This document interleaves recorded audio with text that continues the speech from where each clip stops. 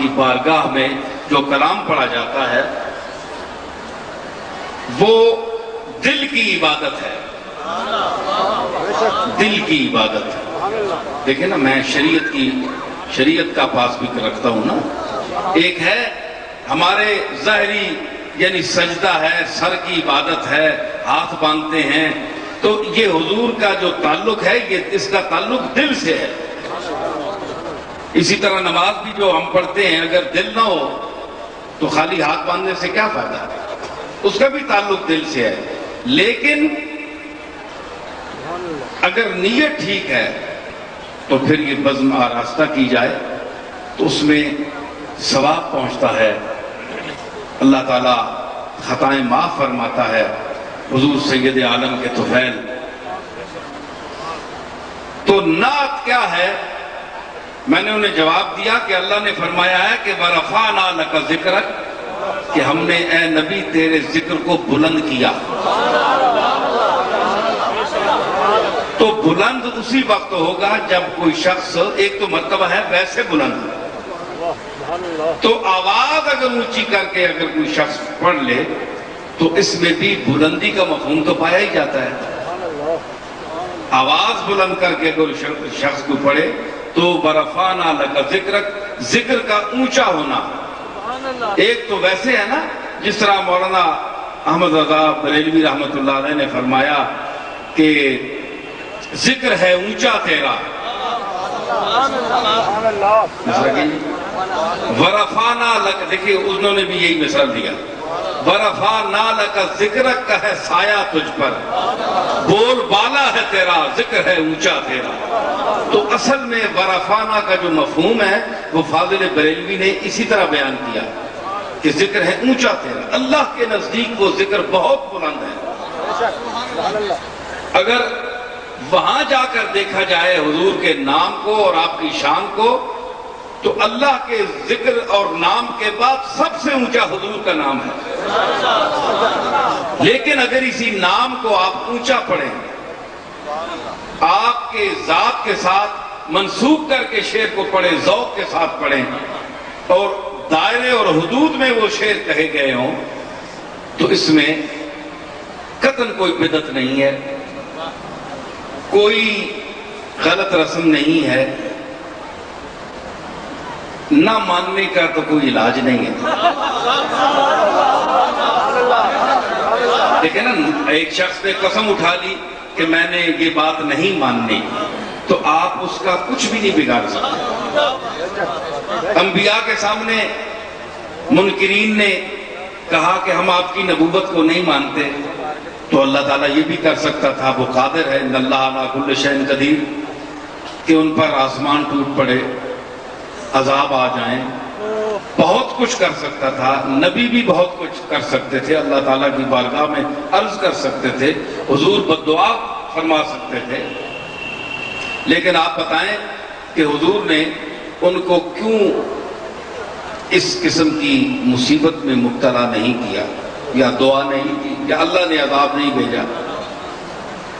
ان کا وہ پھر کہتے کہ یہ عجیب رسول ہے کہ عقل مندی سے ہمیں بات سمجھانا نہیں جانتا۔ مزہ تو جب ہے نا کہ رسول اپنے کردار، اپنے گفتار اور اپنے اطوار سے ہمارے دل کو جیتے، ہم انہیں تسلیم کریں۔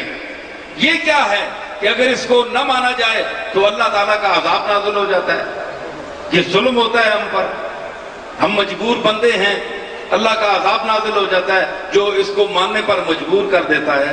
اس لیے اللہ نے کہا ہم مجبور نہیں تمہیں کرتے، کل تم یہ نہ کہو کہ محمد میرا آخری وہ نبی ہے جس کو لوگوں نے مجبوراً تسلیم کیا۔ اللہ کے عذاب سے ڈر کر تسلیم کیا، نبی مانا نہیں۔ اہل مکہ کو دیکھیں،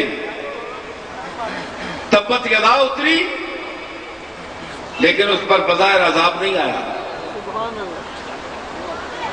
اور جو کفار مشرکین آپ کے اپنے خاندان کے لوگ جو آپ کو اذیتیں دیتے تھے، انہوں نے کوئی کسر نہیں چھوڑی، ہر قسم کی اذیت آپ کو دیتے تھے، لیکن بظاہر کوئی عذاب نہیں آیا، اس لیے کہ اللہ تعالیٰ یہ چاہتا تھا کہ یہ سمجھ کر، میرے رسول کو سمجھ کر، کیونکہ میرا رسول سراپا علم ہے، میرا رسول سراپا علم ہے اور سراپا حلم ہے۔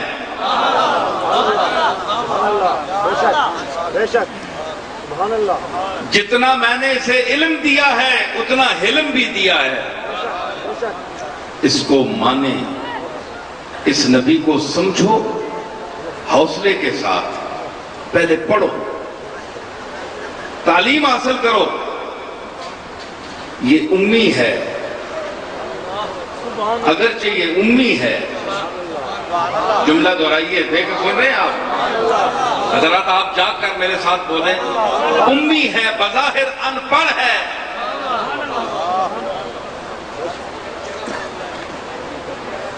لیکن استادوں کو درس دیتا ہے۔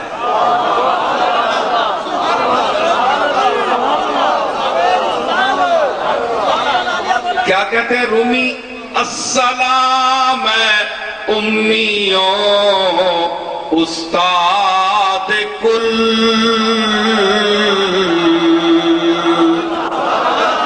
السلام امیوں استاد کل، استاد کل۔ اے امی، تو نے کسی انسان کے سامنے اپنا زانوِ تلمس دہ نہیں کیا، لیکن استاد کل، لیکن ساری کائنات کا تو استاد ہے۔ اور السلام صاحب ارشاد کل،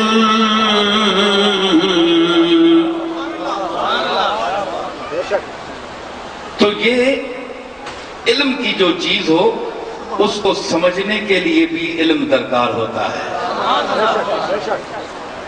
آپ یہ نہ سمجھیں کہ امی تھے، سب کے استاد تھے۔ امیر مینائی نے کیا فرمایا، عرض کی کہ حضرت کا علم لدنی تھا اے امیر، حضرت کا علم لدنی تھا اے امیر، دیتے تھے قدسیوں کو سبق بے پڑے ہوئے۔